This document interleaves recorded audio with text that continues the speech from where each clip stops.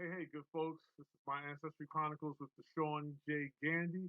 And I want to thank you for taking time out of your busy schedule to join me today as we want to talk about questions that I'm frequently asked. And the main question that I'm always asked is how do you get started? How do you get started researching your ancestry? How do you get started doing, researching your genealogy?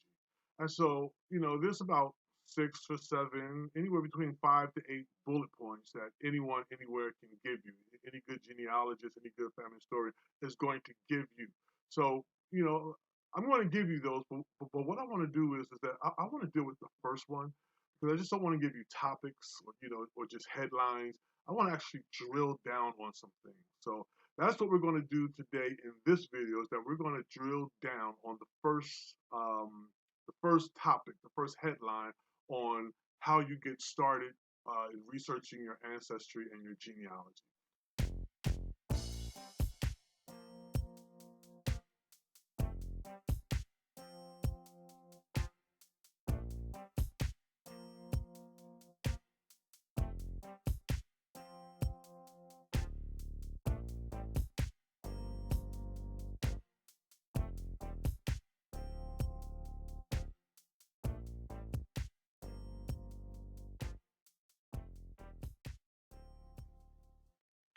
All right, so the first thing you want to do is you want to consider what's time sensitive because it's critical, that those things that are time sensitive get addressed first. So one of the main things that's time sensitive are the elders in your family. Look, we all know life has an expiration point, an expiration date, and we never know when.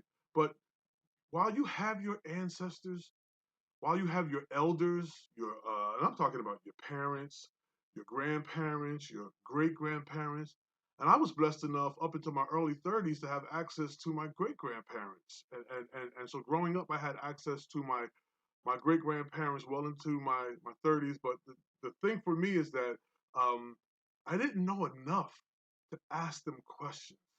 I didn't know enough to hear their story. I didn't honor them enough to even consider that they had stories. And they have stories to share with us. And so it's critical that we get their oral history, that oral history. Because the thing about oral history is that oral history only survives when it's passed down from one generation to the next. So here's what you want to do. You want to go and you want to get yourself some kind of digital voice recorder, um, a video camera if you can, if you want to do both, and you want to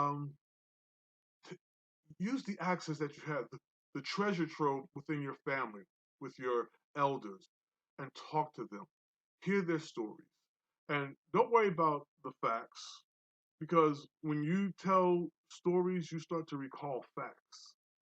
So let them tell their stories and listen to what they have to say.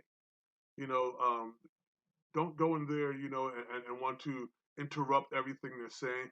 And just a good key for interviewing is when you're interviewing someone and they're giving you information. Sometimes you want to say, "Mm-hmm, ooh, that's right," or "Yeah, so interesting."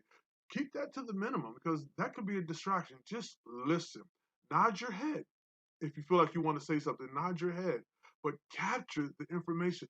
Let them talk. And I'm telling you from personal experience, when the elders in our family start recalling their story, there's this excitement that grows up in them. It's sort of like they're reliving their childhood. It depends on how far back they go, but they start reliving their childhood, their teenage years, their coming of age, their 20s, or when they first got married, or when they first fell in love, or just certain aspects of whatever life they're talking about. And so you want to, just hear what they have to say, receive that information. And you want to look at oral history as a transaction. The elders in our family must be willing to make a deposit, and we must be willing to make a withdrawal once it is deposited. And so when they tell their stories, you want to just be able to just have access to those stories and then retell those stories. Tell the story about the stories that you've collected. That's one of the things that I do, and I'm going to be doing with Front Porch Stories. The recipe of me is just telling the stories of the stories that I was told on my front porch. So that's the first thing with it because that is time critical. That's time sensitive. And along with that, and this is all up under the first heading, is you want to collect photos. Uh,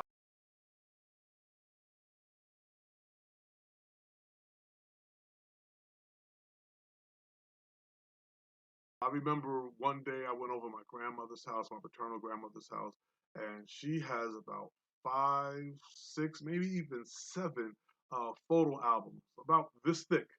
And I just sat down literally on the floor at her feet and just pulled out pictures and said, Grandma, who's this? And just the memories that and so when you present these pictures and they tell you who these pictures are, if you can have the copies or the originals, make sure you take the originals. If you nowadays with technology, you can actually take pictures of the originals and take pretty good, decent pictures of the originals. And if you are given the originals, be wise enough to make copies of the originals. And there's information on the back. Take a photo of that information and make sure that you catalog that information gets connected to this picture. And if there is no information on the bag and you ask your elders, well, who's this? Sometimes, most of the time, they're going to have a story about that picture. Who's in it? It's going to just open up memories for them. And they're going to just tell you stories about, if it's not particularly about that picture, it's going to be about the individuals in that picture. So be smart enough that even when you are going through old photo albums and old pictures, that you even record those. Bring your voice recorder. You got your cell phones now, and these smartphones we have. You can download a good voice recorder app and just hit play and just collect all of this data, all of this information, all of this, all of this treasure that they have. Um, and that's very important. Another thing you want to do under this topic is you want to collect as many documents as possible. Um, somewhere in the house, your parents, your grandparents, your great aunts, your great uncles. And I don't want to leave them out. Don't just look at your straight line back, your parents, your grandparents, your great grandparents, but also your grandparents' siblings, your mom and dad's siblings. Your great grandparents' siblings, if you still have access to them, because everybody's not going to remember the same thing, and everybody's not going to have the same story. It's going to be variations of stories. That's life. But hearing all of those together and just being able to put it all together, that's just a plethora of information that you have. So somewhere in their home, somewhere in storage, in the attic, somewhere in the garage, somewhere they have boxes or containers of documents, envelopes full of documents. You want to just look at those documents. Those documents tell a story. They tell a historical story. They're pieces of the puzzle. And so if you can't have the original, take a photograph, you know, with your cell phone, and or ask to make copies, because these documents also tell a story. And then lastly, what you also want to gather up is a lot of the things that they have just laying around the house, things that they're personal possession, whether it's out in sight so you can see it, laying around the house somewhere, or whether it's in, packed up in boxes in the garage or in the attic or even in storage, you know, ask them if you don't see it to say, do you have any personal possessions from your childhood, from when you were younger, from when you first got married, from when, from when grandma's birthday or grandpa's funeral, I mean, these are sensitive subjects, but they have to be broached. And so, because within some of these possessions are memorabilia, they're pieces of history that too tell a story. So all of this comes together, and all of this for me is what I would tell someone who wants to know where to begin. How do I get started on researching my ancestry? How do I get started on researching my genealogy? This is how you do it. Before you do anything else, consider what's time sensitive. And then that becomes the critical issue that needs to be addressed. And that is the treasure trove of the elders that we have in our family that we still have access to. So keep that in mind. Happy hunting. And lastly, I want to say, when you ask questions, um, don't don't ask leading questions. Like as they say in court, like he's leading the witness. Don't ask leading questions. Just ask open-ended questions. Remember the old grammatical rule: who, what, when, why, where, and how. Did I get all of them? Who, what, when, why, where, and how. Those are the questions you want to ask. You know, um, instead of like pinpointing and leading them in your questions, and just let them explore. And the more you ask, the more you let them talk, the more your elders will just open up and just begin to share rich stories with you. Their life is rich.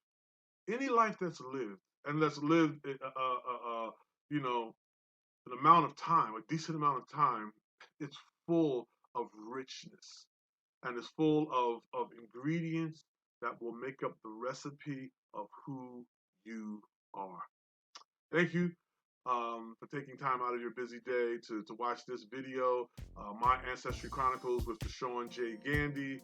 So this is just the first video answering the question, how do I get started researching my ancestry, researching my genealogy.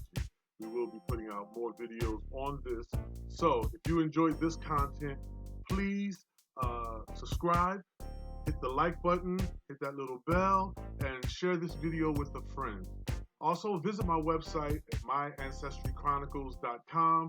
There you can check out my latest blogs. You can also find out more information about me and what I do. And while you're there, sign up for the email list, the newsletter. That way you can be kept up to date on future content that will be coming out.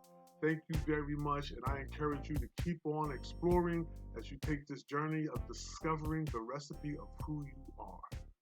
Thank you.